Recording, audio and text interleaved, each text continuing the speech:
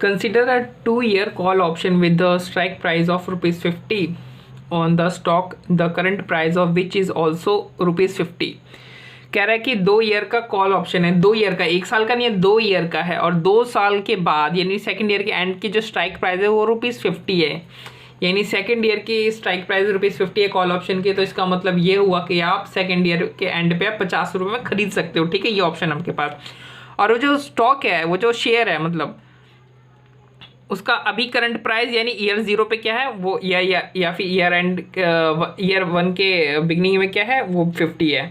ठीक है, assume that there are 2 time periods of 1 year, 2 time period है 1 साल के। ठीक है, and in each year the stock price can move up और down by equal percentage of 20%। यानी और जो प्राइस है वो हर साल 20% से ऊपर भी जा सकता है और 20% से नीचे भी आ सकता है। Risk free rate of interest क्या है, 6% का है। Using binomial option model calculate the probability of price moving up and down. Also draw a 2-स्टेप binomial tree showing prices and payoffs at each mode.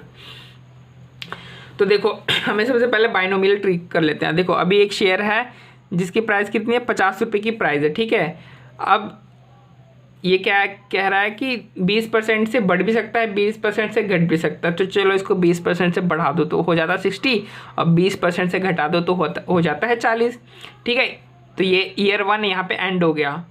अब year 2, ये 2 साल का है ना, तो अब दोबारा से 20% से बढ़ जाएगा तो 72 हो जाएगा, फिर 20% से घट जाएगा तो 48 हो जाएगा। फिर यहाँ पे भी 40 था, 40 से 20% से बढ़ा दो तो 48 हो जाएगा, और 40 से 20% से बढ़ा दो, घटा दो सॉरी, तो हो जाएगा 32। तो ये इस तरीके से हमारी बाइनोमियल ट्री बन गई है। ठीक है, तो अब सबसे पहला स्टेप क्या होता है, सबसे पहले आपको डी और म्यू की वैल्यू हर नोड में डालनी पड़ेगी। नोड क्या होता है, ये नोड होता है, जो ब्रांचेस आपको दिख रहे हैं ना, इसे हम कहते हैं नोड। ठीक है, तो हर ब्रांच पे या हर नोड पे आपको म्यू और डी की वैल्यू आपको कैलकुलेट करनी पड़ेगी। तो देखो यहाँ से 2 नोड जा रहे हैं। ठीक है, तो इस पॉइंट पे डी की क्या वैल्यू है, डी की वैल्यू क्या होती है lower limit divide by spot equal to कितना है, लोअर लिमिट क्या है 50 पे, लोअर लिमिट क्या है 40 डिवाइड बाई स्पॉट कितना है 50 इक्वल टू 0.8। और म्यू क्या होता है upper limit divide by spot. तो अपर लिमिट क्या है 50 पे, अपर लिमिट है 60, अपर प्राइस 60 है ना, तो 60 डिवाइड बाई स्पॉट प्राइस कितना है 50 इक्वल टू म्यू कितना आ गया 1.2।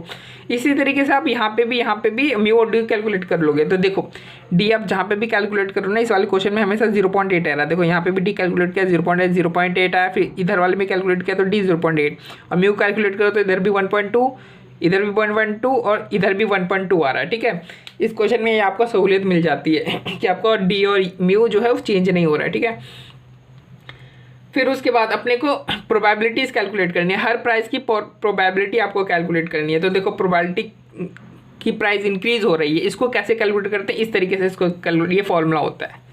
तो इस फॉर्मूले में आप म्यू और डी की वैल्यू डाल दो। आर कितना है, रेट कितना है 6% यानी 0.06, और टाइम कितना है 1 ईयर के, 1 साल के लिए आप प्रोबेबिलिटी निकाल रहे हो ना, एक साल की, एक साल करके आगे बढ़ेंगे तो टाइम कितना होगा 1। तो आप प्रोबेबिलिटी निकाल लो हर प्राइस की प्रोबेबिलिटी कितनी होने की। अब देखो सबसे पहले निकालते हैं हम यहाँ पे 60 और 40 की प्रोबेबिलिटी निकाल दो। जब 60 की प्रोबेबिलिटी निकालोगे तो वो आएगी 65%। 65% कैसे आएगी, क्योंकि प्राइस जो इंक्रीज़ है, इंक्रीज़ होने की प्रोबेबिलिटी देखो हम कैसे निकालते हैं, 1 प्लस रेट क्या है 0.06, T time 1 period minus D क्या है, देखो डी हमने कैलकुलेट किया, डी 0.8 आ रहा है। म्यू क्या है, म्यू हमने कैलकुलेट किया है 50 प्राइस पे म्यू आ रही है 1.2 माइनस डी कितना है फिर 0.8, तो इसको सॉल्व करोगे तो 65% आएगा। यानी ये प्राइस इंक्रीज होने की प्रोबेबिलिटी कितनी है 65%, और प्राइस डिक्रीज होने की कितनी है यार 100% की प्रोबेबिलिटी होती है ना। 65% अगर इंक्रीज होने की होगी तो डिक्रीज होने की कितनी होगी 1 माइनस 65% नहीं 35%। ठीक है, उसी तरीके से आपने इन दोनों का प्रोबेबिलिटी निकाल लिया इंक्रीज और डिक्रीज होने का, फिर इन दोनों का भी निकाल लो, 72 48 का भी निकाल लो और फिर 32 का भी निकाल लो।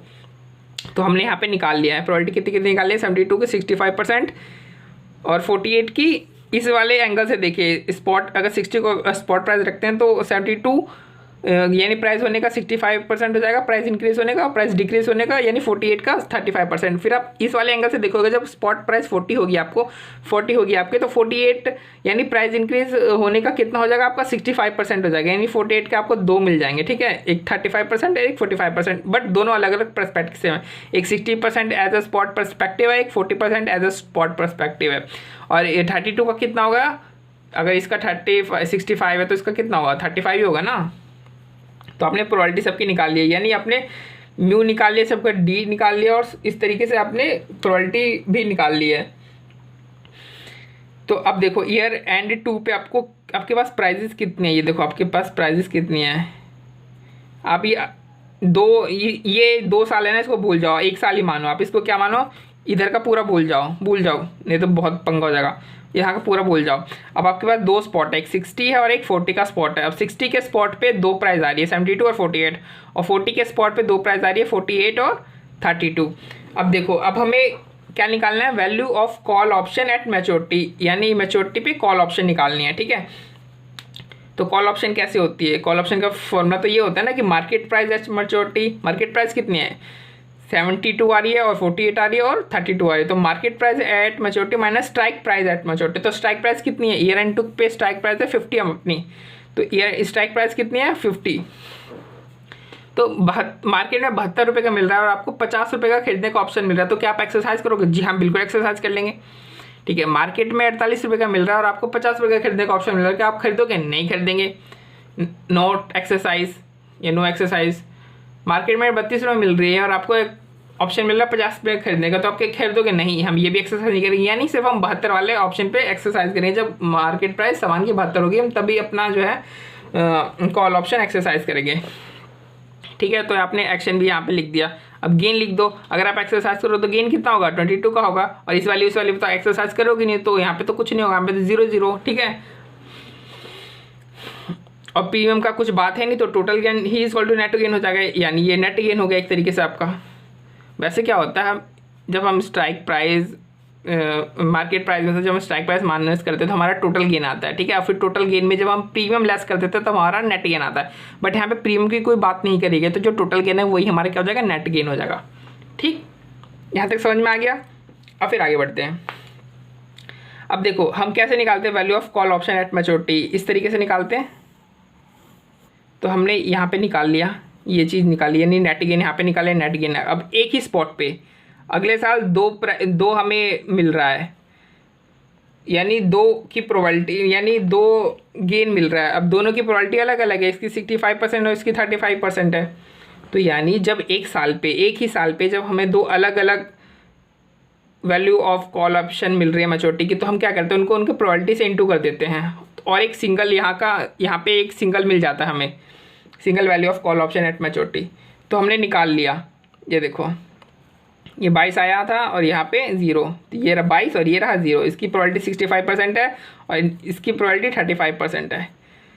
ठीक है, तो ये हमारा आ गया value of call option at maturity. उसी तरीके से हमने जो एज अ 40 को स्पॉट प्राइस मानते हुए हमने इन दोनों का भी हमने क्या निकाल लिया, value of call option at maturity. ये देखो 65% कर दिया, इस 0 को 35% इंटू कर दिया, ये अपना निकल गया। बट ये यहाँ पे है वैल्यू ऑफ कॉल ऑप्शन, ये कहाँ पे निकली हमने, ये निकाली है वैल्यू ऑफ कॉल ऑप्शन, इसमें ये वैल्यू ऑफ कॉल ऑप्शन, तो इसकी 60 और 40 की वैल्यू ऑफ कॉल ऑप्शन अभी यहाँ पे, तो हमें यहाँ पे खींच के लानी है। ये मैच्योरिटी पे value of call option at maturity निकल गई, हमें value of call option at spot चाहिए, तो हमें क्या करना पड़ेगा, डिस्काउंट करना पड़ेगा। क्या करना पड़ेगा, डिस्काउंट करना पड़ेगा। तो देखो हमने इसको भी यहाँ पे डिस्काउंट कर दिया, इसको भी यहाँ पे हमने क्या किया, डिस्काउंट कर दिया। तो इसको डिस्काउंट किया तो वैल्यू ऑफ कॉल ऑप्शन यहाँ पे वैल्यू डिस्काउंट किया तो वैल्यू कितनी आ गई 13.49, और इसको डिस्काउंट किया तो वैल्यू क्या कितनी आ गई 0। ठीक है, क्योंकि 0 0 है ना, तो वैल्यू आ गई 0। ठीक है, तो अब आप ये वैल्यू ऑफ कॉल ऑप्शन ये क्या आ रही है, एट स्पॉट आ रही है, value of call option at spot. यहाँ पे मैच्योरिटी थी, हमने डिस्काउंट किया तो ये स्पॉट में आ गई। अब ये भूल जाओ पूरा, ये जो भी 2 ईयर 1 के बाद पूरा भूल जाओ। अब आप इस वाले पहले अभी हमने इस वाले पे कॉन्सेंट्रेट किया था, अब हम इस वाले पे कॉन्सेंट्रेट करेंगे। तो यहाँ पे ये 13.49 क्या हो जाएगा, value of call option at maturity हो जाएगा, क्योंकि ईयर 1 की मैच्योरिटी यहाँ पे हो रही है ना, ईयर 1 की मैच्योरिटी तो यहाँ पे हो रही है। जब आप ईयर 2 पे देख रहे थे, तब जब आप ईयर 1 से ईयर 2 देख रहे थे, तब आप ये देख रहे थे कि ये कितने 13.49 के value of call option at spot है। बट अब सिर्फ यहाँ से ईयर 0 से ईयर 1 पे देख रहे हो, तो क्या हो जाएगा, value of call option at maturity हो जाएगी, ये मैच्योरिटी हो जाएगी। ठीक है, तो वैल्यू ऑफ कॉल ऑप्शन, अब जब हमें दो मैच्योरिटी मिल रही है एक ही साल में, तो हम क्या करेंगे, दोबारा से उसको उनके प्रायोरिटी से इंटू कर दे। प्रायोरिटी देखो हमने निकाल रखी है, इसकी 65% है, इसकी 35% है, तो हमने value of call option at maturity निकाल ली। तो यहाँ पे वैल्यू ऑफ कॉल ऑप्शन हमें मैच्योरिटी निकल गई है, देखो ये नहीं निकल गई, बट हमें तो चाहिए स्पॉट पे ना, तो उसको हम दोबारा से डिस्काउंट करेंगे। तो हमने देखो यहाँ पे दोबारा से डिस्काउंट कर दिया है, तो हमारी क्या निकल गई, value of call option at spot कितनी आ गई हमारी 8.27। तो देखो यहाँ पे देखा है 8.27। बस ये सिंपल सा काम करना है और कुछ भी नहीं करना है। ठीक, तो यानी इस क्वेश्चन को सॉल्व कैसे करना है, अलग अलग पहले ये मानते हुए कि एक ही साल है, फिर इसको अगेन, फिर यहाँ पे जब आपकी निकल आएगी फिर इसको एक साल, यानी सबसे पहले ये वाला पोर्शन सॉल्व करना है, उसके बाद आपने ये वाला पोर्शन सॉल्व करना है।